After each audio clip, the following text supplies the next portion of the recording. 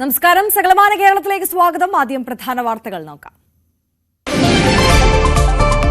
പെരുമഴയിൽ പരക്കെ നാശനഷ്ടങ്ങൾ. ഗ്രാമീണ മേഖലകളിൽ നിരവധി മരങ്ങൾ കടപുഴകി, വീടുകൾ തകർന്നു. കോഴിക്കോട് നല്ലളത്ത് 110 kV സബ്സ്റ്റേഷൻ ചരിഞ്ഞു. അടൂർ വടക്കടത്തുകാവിൽ വൈദ്യുതി ലൈനിലേക്ക് മരം വീണു.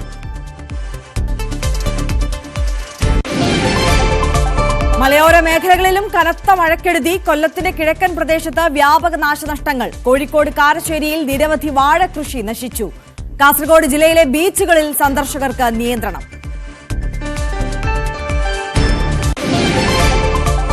പാലക്കാട് ആലത്തൂരിലും ദേശീയപാത ഇടിഞ്ഞു താഴ്ന്നു. സ്വാതി ജംഗ്ഷനിൽ റോഡ് താഴ്ന്നത് ഇന്ന് പുലർച്ചെ. വാഹന ഗതാഗതം പുനഃസ്ഥാപിച്ചു. നെയ്യാറ്റിൻകരയിൽ രണ്ടിടത്ത് പെട്രോൾ പമ്പിൽ നിന്ന് പണം കവർന്നു. പൊഴിയൂരിലെ പമ്പിൽ നിന്ന് 10,000 രൂപയും നെയ്യാറ്റിൻകര ഗ്രാമത്തിലെ പമ്പിലെ ജീവനക്കാരന്റെ ബാഗും തട്ടിയെടുത്തു. അക്രമികൾ എത്തിയത് ബൈക്കിൽ.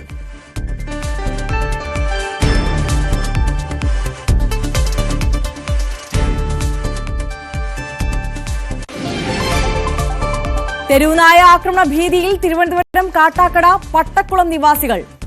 ഭീതിയോടെ കാൽനടയാത്രക്കാരും ഇരുചക്രവാഹന യാത്രക്കാരും.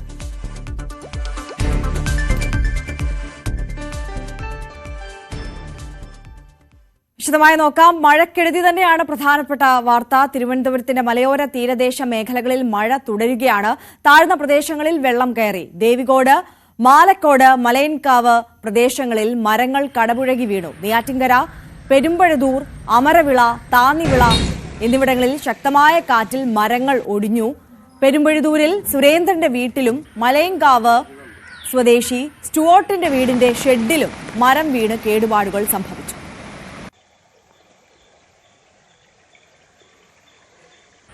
നെയ്യാറിന്റെ വൃഷ്ടിപ്രദേശത്ത് ഉൾപ്പെടെ മഴ ശക്തമായതിനാൽ പലയിടത്തും ജലനിരപ്പും ഉയർന്നിട്ടുണ്ട്. കത്തിപ്പാറ, ശങ്കിളി, കളത്തൂർ, മുതുവാൻകോണം തുടങ്ങിയ കൃഷിയിടങ്ങളിലെ താഴ്ന്ന പ്രദേശങ്ങളിലും വെള്ളം കയറിയിട്ടുണ്ട്. അമ്പൂരി ഗ്രാമപഞ്ചായത്തിലെ ആദിവാസി ഊരുകളായ കാരിക്കുഴി, കൊമ്പ, കൈപ്പപ്ലാവില തുടങ്ങിയ ഇടങ്ങളിലും മരങ്ങൾ ഒടിഞ്ഞ് നിലം പൊത്തി. തീരദേശ മേഖലയായ പൊഴിയൂർ, തെക്കേ കൊല്ലങ്കോട്, പൂവാർ, പുല്ലുവിള തുടങ്ങിയ പ്രദേശങ്ങളിലും മഴ മുന്നറിയിപ്പിന്റെ ഭാഗമായി മീൻപിടുത്തക്കാർക്കും ജാഗ്രതാ നിർദ്ദേശം നൽകിയിട്ടുണ്ട്. നെയ്യാറ്റിൻകര പാറശാലയിൽ ശക്തമായ മഴയിൽ പരശുവയ്ക്കൽ ആടുമങ്ങാട് മരം കടപുഴകി വീണ് വീടിന് മുകളിൽ പതിച്ചു. ആടുമങ്ങാട് സ്വദേശി പ്രദീപിന്റെ വീടിന് പുറത്തുകൂടിയാണ് മരം കടപുഴകി വീണത്. വൈദ്യുതി പോസ്റ്റും തകർന്നു. കാട്ടാക്കട മാർനല്ലൂർ ആയുർവേദ ഹോസ്പിറ്റലിന് മുന്നിൽ വൻ മരം കടപുഴകി വീണു. റോഡിന് കുറുകെ വീണ് ഇലക്ട്രിസിറ്റി പോസ്റ്റുകളും തകർന്നു. കാട്ടാക്കട ഫയർഫോഴ്സ് സ്ഥലത്തെത്തി മരം മുറിച്ചുമാറ്റി ഗതാഗതം പുനഃസ്ഥാപിച്ചു.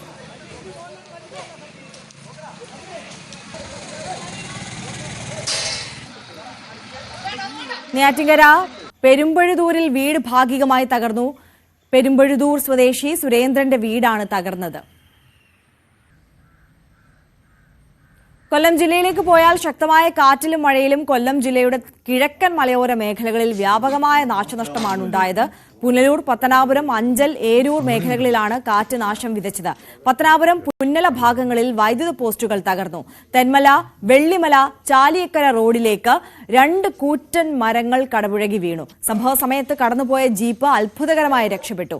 ജില്ലയുടെ കിഴക്കൻ മലയോര മേഖലയിൽ മഴ ശക്തമായി തുടരുകയാണ് ഇപ്പോഴും.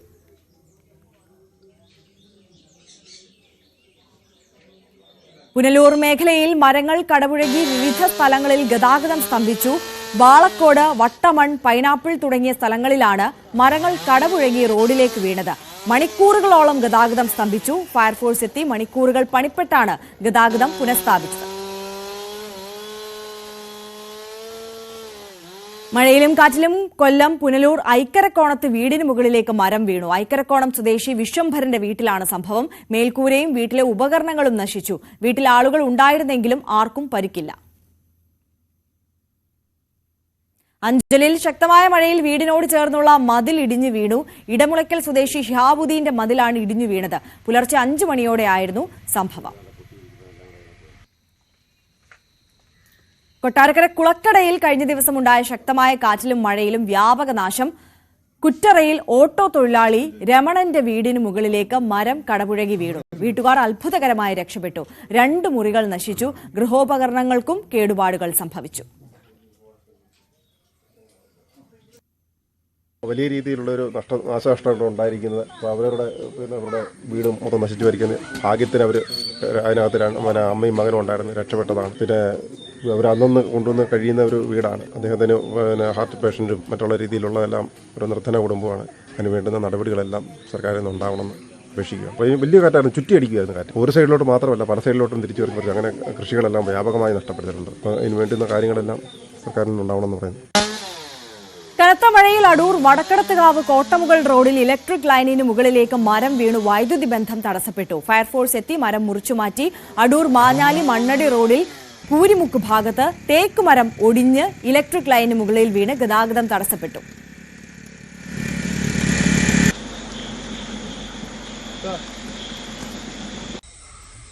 കൊട്ടാരക്കര പെരിങ്കുളത്ത് ചുഴലിക്കാറ്റിൽ വ്യാപക കൃഷിനാശം സംഭവിച്ചു. 450 ഏത്തവാഴകൾ നിലംപൊത്തി.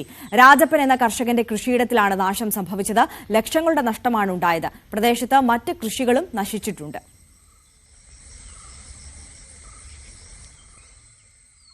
ശക്തമായ മഴയിലും കാറ്റിലും കോട്ടയം തലനാട് സ്കൂളിന്റെ മേൽക്കൂര തകർന്നു. വെള്ളാനി ഗവൺമെന്റ് LP സ്കൂളിന്റെ മേൽക്കൂരയാണ് തകർന്നത്.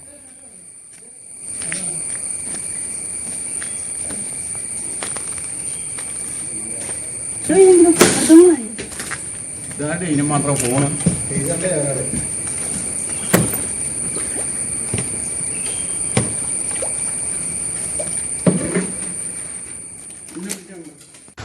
കൊടിയത്തൂർ ചെറുവാടിയിൽ കഴിഞ്ഞ ദിവസം രാത്രി വീശിയടിച്ച കാറ്റിലും മഴയിലും വൻ നാശനഷ്ടമുണ്ടായി. ചെറുവാടി, പോറ്റമ്മൽ, ചേലപ്പുറം എന്നിവിടങ്ങളിൽ വൈദ്യുതി പോസ്റ്റുകൾ തകർന്നു.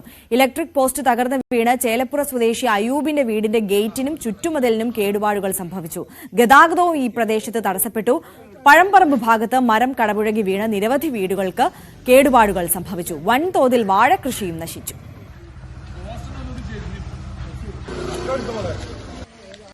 ഇന്നലെ ചെറുവാടി പരിസര പ്രദേശങ്ങളിൽ ഒരു 10:30 മുതൽ 11 മണിന്റെ ഇടയിൽ ശക്തമായ മഴയും ചുഴലിക്കാറ്റ് നിന്നു. ആ ചുഴലിക്കാറ്റിന്റെ നാശനഷ്ടങ്ങളാണ് ഇപ്പം നമ്മൾ കാണിച്ചത്.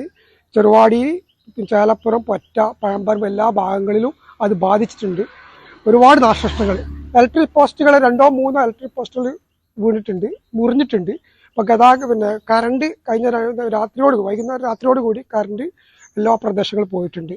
അപ്പോൾ കൃഷിനാശം, ഒരുപാട് കൃഷിനാശം, വാഴ കൃഷിയൊക്കെ നട്ടിട്ടുണ്ട്. ചെറുപാട് സ്കൂളിലെ മതിൽമേൽ ഒരു മരം വീണിട്ടുണ്ട്. അതേമാതിരി ചില വീടുകളിൽ, ഇപ്പോൾ ചേലപ്പുറത്തൊരു വീട്, അയ്യൂബിൻ്റെ വീട്ടിലേക്ക് മരം വീണിട്ട് അതിൻ്റെ മതിൽ ഗേറ്റൊക്കെ പോയിട്ടുണ്ട്.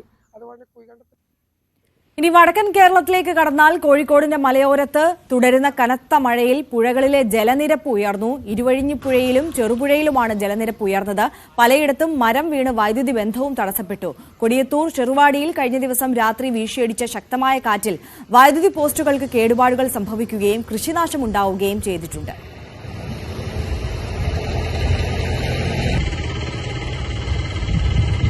കോഴിക്കോട് മലയോരത്തെ മഴയിൽ വൻതോതിൽ വാഴകൃഷിയും നശിച്ചിട്ടുണ്ട്. ചെറുവാടി സ്വദേശികളായ അബ്ദുൾ അമീദ്, നാരായണൻ എന്നിവരുടെ 750ഓളം കുലച്ച വാഴകൾ നശിച്ചു. 4 ലക്ഷത്തോളം രൂപയുടെ നഷ്ടമുണ്ടെന്നാണ് കർഷകർ പറയുന്നത്. കാരശ്ശേരി ആക്കോട് ചാലിൽ സുബിന്റെ 300-ലധികം വാഴ കാറ്റിൽ നിലം പതിച്ചു. രാവിലെ വന്ന് നോക്കുമ്പോൾ ഇന്നലെ അന്തി കാറ്റടിച്ചെന്നുള്ള വിവരറിഞ്ഞ് രാവിലെ നേരത്തെ വന്നാണ്. വന്ന് നോക്കുമ്പോൾ കാണുന്ന സ്ഥിതി ഈ രീതിയാണ്. ഏതായാലും കുറച്ച് വെട്ടനായി 2 മാസം കൂടി കഴിഞ്ഞാല് 1.5 മാസം കൊണ്ട് വെട്ടണ വാഴ ഇനി അത് ഇങ്ങനെ ഇപ്പൊ സംഭവിച്ച്. എത്ര വാഴണ്ട്? എത്ര പോയിണ്ട്? ഇത് 800 വാഴ ഉണ്ട് ഇവിടെ. അതില് ഒരു 600ഓളം വീണാണ്. കനത്ത മഴയിൽ വീടിന്റെ സംരക്ഷണ ഭിത്തി തകർന്നു. കാരശ്ശേരി പഞ്ചായത്തിലെ 6-ാം വാർഡ് തോട്ടക്കാട് പുതിയോട്ടിൽ ഭാസ്കറിന്റെ വീടിന്റെ മുൻവശത്തെ മുറ്റമാണ് കഴിഞ്ഞ മഴയിൽ തകർന്നത്. നാട്ടുകാരുടെ സഹകരണത്തോടുകൂടി വീട്ടുകാരെ മാറ്റിപ്പാർപ്പിച്ചു. കനത്ത മഴയിൽ കോഴിക്കോട് നല്ലളം 110 kV സബ്സ്റ്റേഷൻ ചരിഞ്ഞു. എക്സ്ട്രാ ഹൈ ടെൻഷൻ ടവറാണ് ചരിഞ്ഞത്. മുണ്ടക്കാപ്പാടത്തെ ടവറാണ് ചരിഞ്ഞത്. ഇന്നലെ രാത്രിയോടെ വീശിയടിച്ച കാറ്റിലാണ് ടവർ ചരിഞ്ഞത്. ടവറുകൾ മാറ്റി സ്ഥാപിക്കാനുള്ള പ്രവൃത്തികൾ നടക്കുകയാണിപ്പോൾ. മഴ കണക്കിലെടുത്ത് കാസർഗോഡ് ജില്ലയിൽ ബീച്ചുകളിലും റാണിപുരം ഉൾപ്പെടെയുള്ള വിനോദസഞ്ചാര കേന്ദ്രങ്ങളിലേക്കും യാത്രക്കാർക്ക് നിയന്ത്രണം ഏർപ്പെടുത്തിയതായി ജില്ലാ കളക്ടർ കെ ഇമ്പശേഖർ അറിയിച്ചു. മുന്നറിയിപ്പുകൾ പിൻവലിക്കുന്നതുവരെ നിയന്ത്രണങ്ങൾ തുടരും. ക്വാറികൾ പ്രവർത്തനം താൽക്കാലികമായി നിർത്തിവെക്കണമെന്നും അപകട സാധ്യതയുള്ള മരങ്ങൾ, മരച്ചിലകൾ എന്നിവ മുറിച്ചു മാറ്റണമെന്നും ജില്ലാ കളക്ടർ നിർദ്ദേശം നൽകി. എറണാകുളം പനങ്ങാട് റോഡിലേക്ക് മറിഞ്ഞു വീണ വൈദ്യുതി പോസ്റ്റിലിടിച്ച് ബൈക്ക് യാത്രക്കാരൻ മരിച്ചു. കുമ്പളം നോർത്ത് പള്ളിയിലെ ഉസ്താദ് അബ്ദുൾ ഗഫൂറാണ് മരിച്ചത്. ഇതേ പോസ്റ്റിലിടിച്ച് വാഹനം മറിഞ്ഞ് ക്ഷേത്രത്തിലെ പൂജാരിക്കും പരിക്കേറ്റിരുന്നു. പുലർച്ചെ 4:30ഓടെയായിരുന്നു കുമ്പളം PWD റോഡിൽ പ്രണവം ബസ് സ്റ്റാൻഡിന് അടുത്ത് വെച്ച് ഈ അപകടം ഉണ്ടായത്. പാലക്കാട് ആലത്തൂരിൽ അറ്റകുറ്റപ്പണിക്കിടെ ദേശീയപാത ഇടിഞ്ഞു താഴ്ന്നു. ആലത്തൂർ സ്വാതി ജംഗ്ഷന് സമീപമാണ് ദേശീയപാത ഇടിഞ്ഞു താഴ്ന്നത്. ഇന്ന് പുലർച്ചെയായിരുന്നു സംഭവം. പിന്നീട് ഗതാഗതം തടസ്സപ്പെട്ട റോഡിൽ വാഹന ഗതാഗതം പുനഃസ്ഥാപിച്ചു.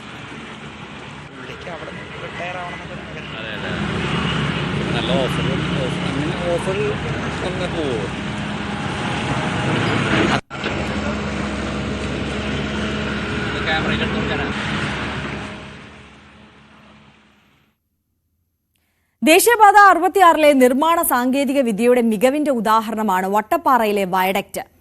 എങ്കിൽ ആസൂത്രണത്തിലെ അശാസ്ത്രീയതയുടെ അടയാളമാവുകയാണ് വയഡക്റ്റിന് താഴെയുള്ള മേഖല ഒന്നാകെ.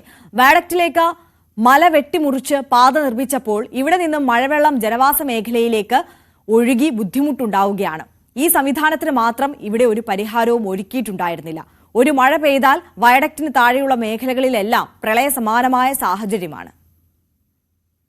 ദേശീയപാത 66-ലെ നിർമ്മാണ വൈദഗ്ധ്യത്തിന്റെ അടയാളമായ വട്ടപ്പാറ വയഡക്റ്റാണ് ഈ കാണുന്നത്. ഈ വട്ടപ്പാറയിലെ റോഡ് നിർമ്മാണത്തിന്റെ അശാസ്ത്രീയത കാരണം ദുരിതത്തിലായ കുറച്ച് ആളുകളുടെ വിഷമങ്ങളാണ് നമ്മൾ കാണുന്നത്. ഈ കാണുന്നത് വെള്ളമെല്ലാം ഒഴുകി വരുന്നത് വട്ടപ്പാറ വയഡക്റ്റിലേക്ക് തീർത്ത പുതിയ റോഡിന്റെ വശങ്ങളിൽ നിന്നാണ്. അവിടെ നിന്നുള്ള വെള്ളം മുഴുവൻ കുത്തിയൊലിച്ച് ഒരു ശക്തിയുള്ള തോടുപോലെ ഇവിടേക്ക് ജനവാസ കേന്ദ്രങ്ങളിലേക്ക് ഒന്നാകെ ഒഴുകിയെത്തുന്നതിൻ്റെ കാഴ്ചയാണ് നമ്മൾ കാണുന്നത്. മഴക്കാലം തുടങ്ങുന്നേ ഉള്ളൂ.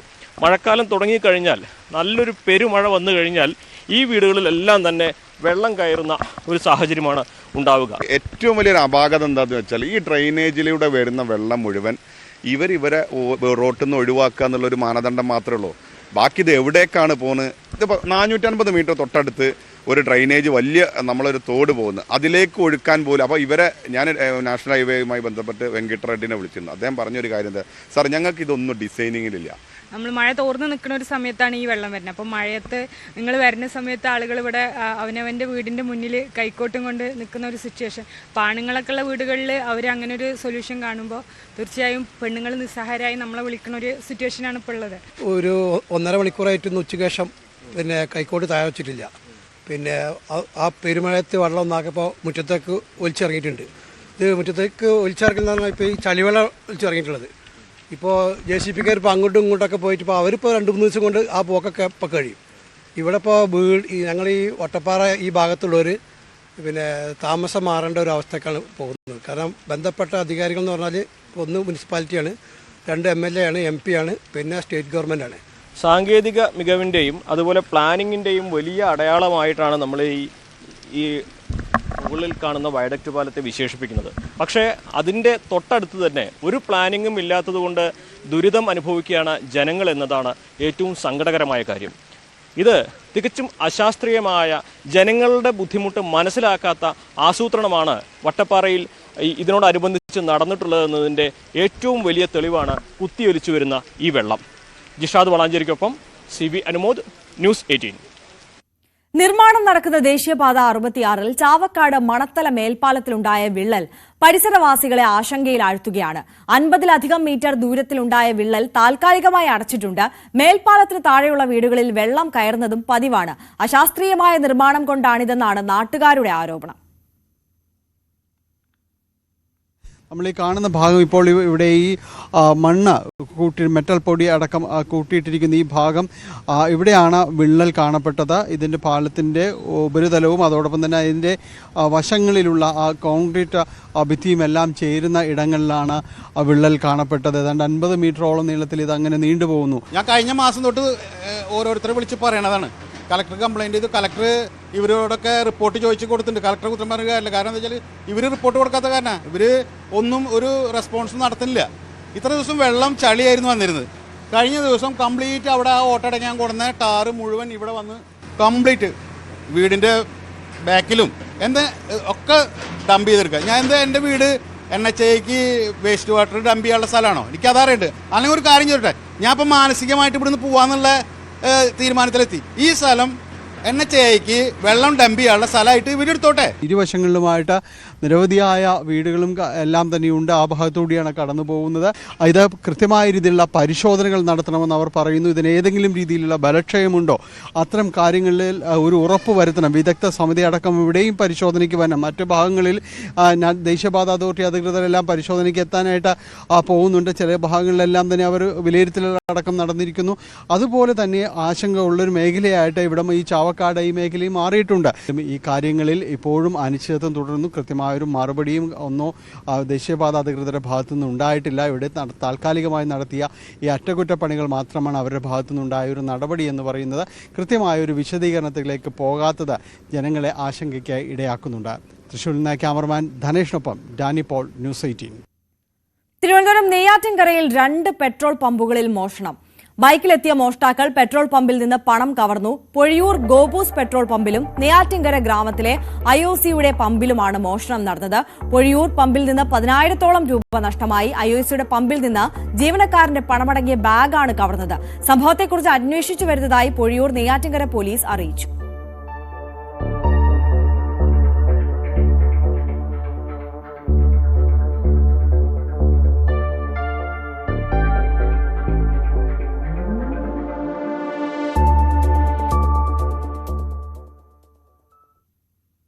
തെരുവ് നായ്ക്കളുടെ ആക്രമണ ഭീഷണിയിലാണ് തിരുവനന്തപുരം കാട്ടാക്കട പട്ടക്കുളം നിവാസികൾ. കാട്ടാക്കട പട്ടക്കുളം പാലം മുതൽ സ്കൂൾ ജംഗ്ഷൻ വരെയുള്ള ഭാഗങ്ങളിലാണ് കഴിഞ്ഞ കുറച്ച് ദിവസമായി തെരുവ് നായ്ക്കളുടെ ശല്യം രൂക്ഷമായിരിക്കുന്നത്. കാൽനട യാത്രക്കാർക്കും ബൈക്ക് യാത്രികർക്കും ഒരുപോലെ ഭയമാണ് ഇതുവഴിയുള്ള സഞ്ചാരം. തെരുവ് നായ്ക്കൾ എപ്പോൾ ചാടി വീഴുമെന്ന ഭയത്തിലാണ് കാട്ടാക്കട പട്ടക്കളം സ്വദേശികൾ. കുട്ടികൾ ഉൾപ്പെടെ വലിയ പേടിയോടെയാണ് നിരത്തിലിറങ്ങുന്നത്. പാഞ്ഞെടുക്കുന്ന തെരുവ് നായ്ക്കൾ കടയ്ക്കുള്ളിൽ കയറി ആളുകളെ ഉപദ്രവിക്കുന്നതും പതിവ് കാഴ്ചയാവുകയാണ്. പൂവച്ചൽ സ്വദേശി ബിനുവിനെ കഴിഞ്ഞ ദിവസം തെരുവുനായ ആക്രമിച്ചതാണ് ഏറ്റവും ഒടുവിലത്തെ സംഭവം. തെരുവുനായ കൊണ്ട് ഭയങ്കര ശല്യമാണ്. വണ്ടിയിൽ പോകാൻ പറ്റൂല, എടുത്ത് ചാടം, അപ്പുറം ഇപ്പുറം ഒരു സൈഡില്ല, നിറയെ ഏത് സ്ഥലത്ത് നോക്കിയാലും തെരുവുനായകളേ ഉള്ളൂ. പക്ഷെ തെരുവുനായകളെ ഒരു കല്ല് പോലെ എറിയാൻ പാടില്ല. അത് പഞ്ചായത്തിന് എത്രയും പെട്ടെന്ന് എന്തെങ്കിലും ഒരു മാർഗം ചെയ്തേ പറ്റൂ. തെരുവ് നായ്ക്കൾ തമ്മിൽ കടിപിടി കൂടി റോഡിലേക്ക് ചാടി വാഹനങ്ങൾ അപകടത്തിൽപ്പെടുന്നതും നിത്യസംഭവം. ബൈക്ക് യാത്രികരായ അരുവിക്കുഴി സ്വദേശിനി സിന്ധുവും മകൾ ആതിരയും ഇത്തരത്തിൽ അപകടത്തിൽപ്പെട്ട് ഇപ്പോൾ ചികിത്സയിലാണ്. നിരന്തരം ഒരു ശല്യമായിട്ട് വന്നിരിക്കുന്നു. വന്ധ്യകരണങ്ങളോ മറ്റ് കാര്യങ്ങളോ ഇല്ലാതായിരിക്കാൻ ബുദ്ധിമുട്ട്. ഇഷ്ടംപോലെ പട്ടികൾ, ഇഷ്ടംപോലെ എന്ന് പറഞ്ഞു കഴിഞ്ഞാൽ നമുക്ക് എറിഞ്ഞോട്ടിക്കാനായിട്ടൊരു സമയമുള്ളൂ. വണ്ടിക്കാരെ തള്ളിയിടുന്നത്, പെണ്ണുങ്ങളൊക്കെ ഓടിച്ചെന്ന് പറഞ്ഞാൽ വണ്ടികളുടെ മുമ്പിൽ കുറുകെ ചാടിയിട്ട് അത് കണ്ട് സഹിച്ചിട്ടാണ് ഞങ്ങൾ തടിയും കൊണ്ട് ഓട്ടിക്കുന്നത്. ഓട്ടിക്കണമെങ്കിലും മുറിവോ കാര്യങ്ങളോ കാണണമെങ്കിൽ ഞങ്ങൾ എന്നെ വന്നിട്ട് മരുന്നെല്ലാം വെച്ച് ആവുന്ന ചികിത്സയൊക്കെ ചെയ്യും. പറ്റാത്ത വന്നിട്ട് നേരെ പരിഹരത്തര ഒരു പട്ടിയൊക്കെ വന്നിട്ട് സംരക്ഷിക്കുന്ന ഒരു സ്ഥാപനമുണ്ട്. അവിടെ കൊണ്ടുവന്നിട്ട് അദ്ദേഹത്തിനെ കണ്ട് ഡൊണേഷൻ എന്തെങ്കിലും കൊടുത്ത് അവിടെ കൊണ്ട് നിർത്തിയാണ് ഇപ്പോൾ റെഡിയാക്കി കൊണ്ടാക്കിയിരിക്കുന്നത്. കഴിഞ്ഞ ദിവസം പട്ടക്കുളം സ്വദേശി റാഫിയുടെ ഓട്ടോറിക്ഷയുടെയും ഇരുചക്ര വാഹനങ്ങളുടെയും സീറ്റുകൾ നായക്കൂട്ടം കടിച്ചുകീറി നശിപ്പിച്ചിരുന്നു. നഗരമാലിന്യങ്ങളും മാംസ അവശിഷ്ടങ്ങളും റോഡരികിൽ നിക്ഷേപിച്ച് കടന്നു കളയുന്നതാണ് നായ്ക്കൾ കൂട്ടത്തോടെ തമ്പടിക്കാൻ കാരണമെന്നാണ് ഉയരുന്ന പ്രധാന ആരോപണം. നായ്ക്കളെ വന്ധ്യംകരിക്കാനുള്ള നടപടികളൊന്നും പഞ്ചായത്ത് സ്വീകരിക്കുന്നില്ല എന്ന ആക്ഷേപവും ഉണ്ട്. ദിനംപ്രതി തെരുവ് നായ ആക്രമണം രൂക്ഷമായിരിക്കുന്ന പശ്ചാത്തലത്തിൽ അധികൃതർ ഇടപെട്ട് ശാശ്വത പരിഹാരം കാണണമെന്നാണ് പ്രദേശവാസികളുടെ ആവശ്യം. ന്യൂസ് 18 നെയ്യാറ്റിൻകര. ഇപ്പോൾ വരുന്നൊരു വാർത്തയിലേക്കാണ്. ശുഭ്മാൻ ഗിൽ ഇന്ത്യൻ ടെസ്റ്റ് ടീമിനെ നയിക്കും. ഋഷഭ് പന്താണ് വൈസ് ക്യാപ്റ്റൻ. ഹരികൃഷ്ണൻ ചേരുകയാണ് കൂടുതൽ വിവരങ്ങളുമായി സ്പോർട്സ് ഡെസ്കിൽ നിന്ന്. ഹരി, ഇന്ത്യൻ ക്രിക്കറ്റിൽ തലമുറ മാറ്റം അല്ലേ? വിശദാംശങ്ങൾ എങ്ങനെയാണ്? തീർച്ചയായും ഇന്ത്യൻ ക്രിക്കറ്റിന്റെ പുതിയൊരു തലമുറ മാറ്റം തന്നെയാണ് സംഭവിച്ചിരിക്കുന്നത്. രോഹിത് ശർമ്മ, വിരാട് കോഹ്ലി എന്നിവർ ടെസ്റ്റ് ടീമിൽ നിന്നും വിരമിച്ചതിന് പിന്നാലെ ഇപ്പോൾ അജിത് അഗാർക്കർ BCCI ഹെഡ്ക്വാർട്ടേഴ്സിൽ മുംബൈയിൽ വെച്ച് നടത്തിയ പ്രസ് മീറ്റിൽ കൃത്യമായി തന്നെ 19 അംഗ സ്ക്വാഡിനെ തീരുമാനിക്കുന്നു. ആദ്യ പര്യടനം ഇംഗ്ലണ്ടിനെതിരെയാണ്. ശുഭ്മൻ ഗിൽ നയിക്കും ഇന്ത്യൻ ടീമിനെ എന്നുള്ളതാണ് ഇപ്പോൾ വരുന്ന ഏറ്റവും പ്രധാനപ്പെട്ട വിവരം. വൈസ് ക്യാപ്റ്റനായിട്ട് ഋഷഭ് പന്തിനെയും നിയമിച്ചിട്ടുണ്ട് എന്നുള്ളത് തന്നെയാണ്. ഇന്ത്യൻ ടെസ്റ്റ് ടീമിൽ തന്നെ ഇതൊരു പുതിയൊരു വേർഷൻ തന്നെയാണ്. കാരണം പ്രധാനമായും കരുൺ നായർ ടീമിലേക്ക് തിരികെ എത്തുന്നു എന്നുള്ളതാണ്. മറ്റ് കളിക്കാരുടെ വിശദാംശങ്ങൾ നോക്കുകയാണെങ്കിൽ 2017 മാർച്ചിലാണ് അവസാനമായി ഇന്ത്യൻ ടെസ്റ്റ് ടീമിലേക്ക് കരുൺ നായർ എത്തിയത്. പ്രധാനമായും ഡൽഹി ക്യാപിറ്റൽസിന് വേണ്ടി ഇത്തവണത്തെ IPL കരുൺ നായറിന് ആദ്യത്തെ മത്സരം തൊട്ട് മികച്ചതാക്കാൻ സാധിച്ചു. അതൊരു വലിയ നേട്ടം തന്നെയായി മാറുന്നു. പിന്നാലെ ഈ ടെസ്റ്റ് ടീമിലേക്ക് സായ് സുദർശന്റെ എൻട്രിയും കൂടി എത്തുകയാണ്. ഗുജറാത്ത് ടൈറ്റൻസിന് വേണ്ടിയിട്ട് ശുഭ്മൻ ഗില്ലിനൊപ്പം സായ് സുദർശനാണ് ഓപ്പണിംഗ് പെയറായിട്ട് നിന്നത്. ഒരു മികച്ച കൂട്ടുകെട്ട് തന്നെ. ഇത്തവണ ഓറഞ്ച് ക്യാപ്പിൽ തന്നെ ഏറ്റവും ലീഡിംഗ് പ്ലേയേഴ്സിൽ ഒന്ന് സായ് സുദർശനാണ്. സായ് സുദർശൻ അതോടൊപ്പം തന്നെ ടെസ്റ്റ് ടീമിലേക്ക് ഒരു യോഗ്യത കിട്ടുന്നു. അതോടൊപ്പം തന്നെ ധ്രുവ് ജുറലും അർഷ്ദീപ് സിംഗും ടെസ്റ്റ് ടീമിലേക്ക് മടങ്ങിയെത്തുന്നു. ഇതൊക്കെയാണ് പുതിയ മാറ്റങ്ങൾ, പുതുമുഖങ്ങൾ ടെസ്റ്റ് ടീമിലേക്ക് വരുന്നു എന്നുള്ളത്. അർഷ്ദീപും ധ്രുവ് ജുറലും വരികയാണ്. ധ്രുവ് ജുറൽ രാജസ്ഥാൻ റോയൽസിന് വേണ്ടിയിട്ട് മികച്ച രീതിയിൽ മത്സരിച്ചുകൊണ്ടിരിക്കുകയാണ്. അതുകൊണ്ട് തന്നെ ഈ വാതിലുകളെല്ലാം തുറക്കാൻ ഒരു പ്രധാനപ്പെട്ട കാരണവും കൂടിയായി ടെസ്റ്റ് ടീമിലേക്ക് മാറിയിട്ടുണ്ടോ എന്നുള്ളൊരു കാര്യം കൂടി എടുത്തു പറയേണ്ടത്. പക്ഷേ എന്നാലും ഇനി ഗിൽ യുഗമാണ് വരാൻ പോകുന്നത്. രോഹിത് ശർമ്മയുടെ വിരമിക്കലിന് പിന്നാലെ ശുഭ്മൻ ഗില്ലാകുമോ അതോ ജസ്പ്രീത് ബുംറയാകുമോ ഇന്ത്യൻ ടീമിന്റെ ക്യാപ്റ്റൻ എന്നൊരു ചോദ്യം സർക്കുലേറ്റ് ചെയ്തുകൊണ്ടിരിക്കുന്നതിനിടയിലാണ് ജസ്പ്രീത് ബുംറയുടെ പരിക്കുകൾ ചിലപ്പോൾ അദ്ദേഹത്തിന് വിനയായി മാറാനുള്ള സാധ്യത കൊണ്ട് തന്നെ ഗില്ലിനെ ക്യാപ്റ്റനാക്കാനുള്ള തീരുമാനത്തിലേക്ക് BCCI എത്തുന്നു. അതോടൊപ്പം തന്നെ വൈസ് ക്യാപ്റ്റൻസി സ്ഥാനത്തേക്ക് KL രാഹുലും ഋഷഭ് പന്തുമായിരുന്നു മത്സര രംഗത്തുണ്ടായിരുന്നത്. അതിൽ ഋഷഭ് പന്ത് വിജയിക്കുകയും ചെയ്യുന്നു. ഇത്തവണത്തെ IPL മികച്ച ഫോമിലല്ല ഋഷഭ് പന്ത് എങ്കിൽ പോലും വൈസ് ക്യാപ്റ്റനായി ഗില്ലിന്റെ ഡെപ്യൂട്ടിയായി തന്നെ ഋഷഭ് പന്തിനെ നയിക്കാൻ വേണ്ടിയിട്ടുള്ളൊരു തീരുമാനത്തിലേക്കും കൂടി കാര്യങ്ങൾ എത്തുന്നു എന്നുള്ളതും കൂടിയാണ് പ്രധാനപ്പെട്ട കാര്യമായി മാറുന്നത്. അതോടൊപ്പം തന്നെ കരുൺ നായരുടെ തിരികെ വരവ്. 300 റൺസ് അടിച്ചതിന് ശേഷം കരുൺ നായർ ടെസ്റ്റ് ടീമിൽ നിന്നും എവിടെ പോയി എന്നുള്ള ഒരു ചോദ്യങ്ങൾ സർക്കുലേറ്റ് ചെയ്തിട്ട് ഏകദേശം 8 വർഷങ്ങൾക്ക് ശേഷമാണ് ഇന്ത്യൻ ടീമിലേക്ക് ടെസ്റ്റ് ടീമിലേക്ക് കരുൺ നായർ തിരികെ എത്തുന്നത്. അതിൽ പ്രധാനമായും അദ്ദേഹത്തിന്റെ ഈ ഇടത്തുള്ള ഫോമിലൊക്കെ തന്നെ മികച്ച ആവറേജോടുകൂടി തന്നെ കളിക്കുകയാണ്. നമ്മൾ ഗില്ലിന്റെ സ്റ്റാറ്റ്സ് എടുത്ത് നോക്കുകയാണെങ്കിൽ 32 ടെസ്റ്റ് മത്സരങ്ങളിൽ കളിച്ച ശുഭ്മൻ ഗിൽ 1893 റൺസാണ് ഇതുവരെ നേടിയിരിക്കുന്നത്. 128 റൺസാണ് അദ്ദേഹത്തിന്റെ ഹൈ സ്കോർ. അതിൽ 5 സെഞ്ചുറികളും 7 അർദ്ധ സെഞ്ചുറികളുമാണ് ഗില്ലിന്റെ ടെസ്റ്റ് റെക്കോർഡ്. ഈ റെക്കോർഡ് കൂടി തന്നെയാണ് ക്യാപ്റ്റൻസി പദവിയിലേക്ക് ഗില്ല് എത്തുന്നത്. പ്രത്യേകിച്ച് ഒരു തലമുറ മാറ്റം തന്നെയാണ്. നമ്മൾ ടീമിൽ മൊത്തത്തിൽ എടുത്ത് നോക്കുകയാണെങ്കിൽ പോലും ഒരു പുതിയ ബഞ്ച് ഓഫ് ആളുകളുണ്ട്. അതിൽ നമ്മൾ ക്യാപ്റ്റനായാലും വൈസ് ക്യാപ്റ്റൻ എടുത്ത് നോക്കിയാൽ പോലും ബാക്കി ഇപ്പോൾ സൂചിപ്പിച്ച പോലെ സായ് സുദർശന്റെയും ധ്രുവ് ജുറലിന്റെയും അർഷ്ദീപ് സിംഗിന്റെയും കരുൺ നായറിന്റെയും ഒക്കെ ഒരു ഇൻക്ലൂഷനിലേക്ക് വരുമ്പോഴേക്കും ഒരു പുതിയ ടെസ്റ്റ് ടീമിനെ വാർത്തെടുക്കാനുള്ള ഒരു തയ്യാറെടുപ്പ് തന്നെയാണ് BCCIയുടെ ഭാഗത്ത് നിന്നും ഉണ്ടാകുന്നത്. അതോടൊപ്പം തന്നെ ഈ ഒരു പുതിയ ടീമിനെ നയിക്കുന്നതോടൊപ്പം തന്നെ ആദ്യത്തെ പര്യടനം ഇംഗ്ലണ്ട് ടീമിനെതിരെയാണ്. അപ്പോൾ ഇത് ടെസ്റ്റ് ടീമിലേക്ക് വരുമ്പോഴേക്കും ഏറ്റവും കൂടുതൽ നമ്മൾ ഉറ്റുനോക്കുന്നത് നമുക്ക് വേൾഡ് ടെസ്റ്റ് ചാമ്പ്യൻഷിപ്പ് ഫൈനലൊക്കെ നഷ്ടപ്പെട്ടെങ്കിൽ പോലും ഒരു പുതിയ ടീമിനെ വാർത്തെടുക്കുക, അതോടൊപ്പം തന്നെ ഇന്ത്യൻ കളിക്കാരെ അതായത് എങ്ങനെയായിരിക്കാം ഈ ടീമിനെ മോൾഡ് ചെയ്തെടുക്കുക എന്നുള്ള പ്രധാനപ്പെട്ട ഒരു കാര്യം കൂടി അജിത് അഗാർക്കർ പ്രസ് മീറ്റിൽ സംസാരിക്കുകയും ചെയ്തു. പക്ഷേ ഈ ഒരു പുതിയ ഇൻക്ലൂഷൻ അത് എങ്ങനെയായിരിക്കാം ഉണ്ടാകുക, അതിൻ്റെ ആദ്യത്തെ പര്യടനം എന്ന രീതിയിൽ ഇംഗ്ലണ്ടിനെതിരെ എങ്ങനെയായിരിക്കും മാറ്റിവെക്കുക, ഇതൊക്കെ തന്നെ പ്രധാനപ്പെട്ട ഒരു കാര്യമായി മാറുകയും ചെയ്തിട്ടുണ്ട്. എന്തായാലും ഇനി ടെസ്റ്റിനെ ഗില്ല് നയിക്കും. 128 മത്സരങ്ങളുടെ പരിചയ സമ്പന്നതയോടുകൂടി തന്നെ ഗില്ല് ഇന്ത്യൻ ടെസ്റ്റ് ടീമിനെ നയിക്കും എന്നുള്ളതാണ് ഏറ്റവും പുതിയ വിശദാംശം. ആര്യ, തീർച്ചയായും രോഹിത് ശർമ്മയുടെയും വിരാട് കോഹ്ലിയുടെയും വിരമിക്കലിന് ശേഷം ഇന്ത്യൻ ക്രിക്കറ്റിൽ തലമുറ മാറ്റം വരുന്നു. ശുഭ്മാൻ ഗിൽ ഇന്ത്യൻ ടെസ്റ്റ് ടീമിനെ നയിക്കുമെന്നുള്ളതാണ് ഏറ്റവും പുതിയ വാർത്ത. ഹരികൃഷ്ണനാണ് വിവരങ്ങൾ നൽകിയത്. കവിത ഗോൾഡ് ആൻഡ് ഡയമണ്ട്സിന്റെ 10ാമത് ഷോറൂം മഞ്ചേരിയിൽ പ്രവർത്തനം ആരംഭിക്കുന്നു. ഞായറാഴ്ച രാവിലെ കവിത ഗോൾഡ് ആൻഡ് ഡയമണ്ട്സിന്റെ ബ്രാൻഡ് അംബാസിഡർ കൂടിയായ ഫഹദ് ഫാസിൽ ഉദ്ഘാടനം നിർവഹിക്കും. മികച്ച ഷോപ്പിംഗ് എക്സ്പീരിയൻസ് മഞ്ചേരിക്ക് സമ്മാനിക്കാൻ ഇതുവരെ കാണാത്ത വേഴ്സറ്റൈൽ കളക്ഷനുമായിട്ടാണ് എത്തുന്നതെന്ന് gold and diamonds chairman Rajagopal, managing പാർട്ട്ണർമാരായ പ്രസാദ് രാജഗോപാൽ, പ്രജീഷ് രാജഗോപാൽ എന്നിവർ അറിയിച്ചു. നോക്കാം സ്വർണം വെള്ളി നിരക്കുകൾ കൂടി. കവിത ഗോൾഡ് ആൻഡ് ഡയമണ്ട്സ് ഇന്നത്തെ സ്വർണം വെള്ളി നിരക്കുകൾ നിങ്ങൾക്കായി സമർപ്പിക്കുന്നത് ഇനി മഞ്ചേരി പറയും വാവ് വെർസറ്റൈൽ. സ്വർണം 22 കാരറ്റ് ഗ്രാമിന് 8,990 രൂപ, പവന് 71,920 രൂപ. സ്വർണം 18 കാരറ്റ് ഗ്രാമിന് 7,410 രൂപ, പവന് 59,280 രൂപ. വെള്ളി ഗ്രാമിന് 111 രൂപ, കിലോഗ്രാമിന് 1,11,000 രൂപ. കവിത ഗോൾഡ് ആൻഡ് ഡയമണ്ട്സ് ഇന്നത്തെ സ്വർണം വെള്ളി നിരക്കുകൾ നിങ്ങൾക്കായി സമർപ്പിച്ചത് ഇനി മഞ്ചേരി പറയും വാവ് വെർസറ്റൈൽ. പൂർണ്ണമാകുന്നു സകലമാന കേരളം. ഇടവേളയ്ക്ക് ശേഷം കാണാം സ്പോട്ട് ലൈവ്. അപർണ കുറുപ്പ് ചേരും. നമസ്കാരം.